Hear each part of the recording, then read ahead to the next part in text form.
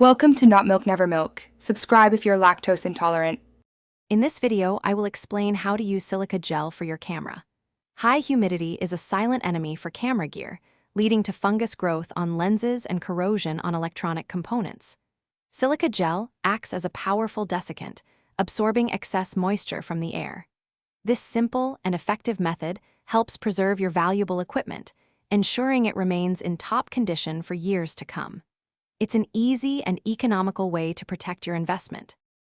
Before storing your camera, make sure all components, including lenses and the body, are clean and completely dry. Any residual moisture can be trapped, defeating the purpose.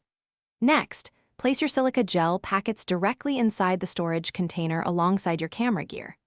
For best results, use an airtight container, such as a dry box or a sealed plastic bin, to prevent new moisture from entering and to maximize the gel's effectiveness.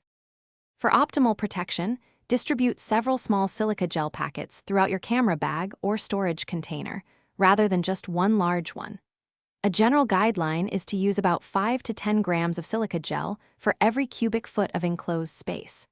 Many silica gel packets contain indicator beads that change color, typically from blue to pink, when they have absorbed their maximum moisture. This visual cue tells you it's time for reactivation. When your silica gel beads change color, it's time to reactivate them. You can easily do this by spreading the gel in a thin layer on a baking sheet and placing it in an oven at 250 degrees Fahrenheit for about 1 to 2 hours. The beads will return to their original color, ready to absorb moisture again. Also, make meal prep easy with these leak-proof containers. Check the description for a link to these and other great deals. This simple reactivation process ensures your camera gear stays protected without needing constant replacements. Thanks for watching. If this was helpful, leave a like and consider subscribing. See you next time.